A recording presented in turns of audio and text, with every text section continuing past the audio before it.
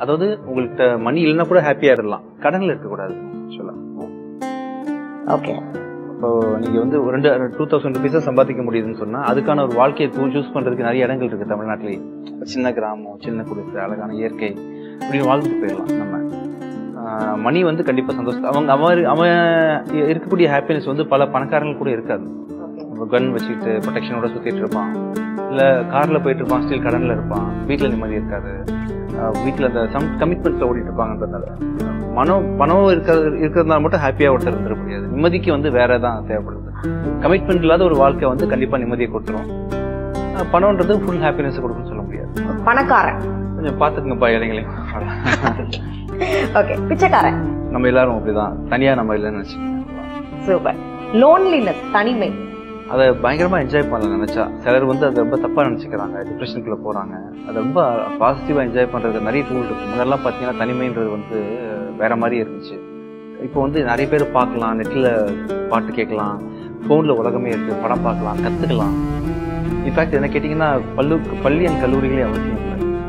வந்து நாலேஜுக்கு நீங்க வேணா சமூக வாழ்க்கையை கத்துக்கிறதுக்காக நீங்க பள்ளிக்கூடம் போக தவிர்த்து பாடம் கத்துக்கிறதுக்கு வந்து அட்வான்ஸான விஷயங்கள் நிறைய விஷயம் வந்து போன்லேயே இருக்குன்றதுனால தனிமைன்றது வந்து இப்போ யாரும் வந்து இதா ஃபீல் பண்ணிக்கலாம். என்ஜாய் பண்ணுங்க, உங்களுக்குள்ள பேசுங்க, நிறைய இருக்கு தனிமைக்கு. ஏன்னா யாரோ ஒருத்தங்க அடிக்கிறத பார்த்தேன், யாரோ ஒருத்தங்க வந்து ட்ரெயின்ல போகும்போது அடிக்கிற விஷயத்த பார்த்தேன். சில விஷயங்கள் ரீசெண்ட் டைம்ல வந்து அந்த பிரிவினை உண்டாக்க ட்ரை பண்ற மாதிரி நான் ஃபீல் பண்ணேன். அப்படிலாம் கிடையாது, பாவம் தான் அவங்களும் நம்மள மாதிரி. நம்ம ஊர் மக்கள் நிறைய பேர் மலேசியால பொழைச்சிட்டு இருக்கிறாங்க, அப்புறம் மும்பைல தாராவியில பாத்தீங்கன்னா நம்ம மக்கள் தான் இருக்கிறாங்க. அப்படின்றதால ஒவ்வொரு ஊர்லயும் நம்ம மக்கள் வாழ்றாங்க. எல்லாரும் வந்து இப்படி பார்க்க ஆரம்பிச்சிட்டாங்கன்னா அவங்களை வெட்டி அடிப்பாங்க. இப்படி வேணா, உலகமே நமக்கு தான். இந்தியன் கூட சொல்லாத, தமிழன்னு சொல்லாத, மனுஷன் நல்லதான் கெட்டவன், 2 ஜாதி தான் இருக்கு.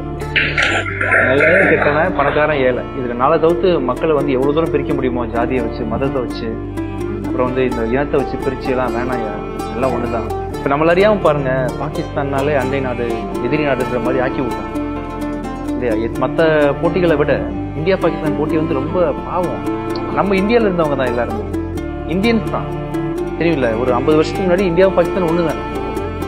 இது மத அடிப்படையில வந்து ஒரு நாடு பிரிக்கப்பட்டுச்சு, கடவுள்னால பிரிக்கப்பட்டு அவங்க பாகிஸ்தான் ஆயிட்டாங்க, இந்தியாவாயிட்டாங்க. அவங்களாம் பாவம்.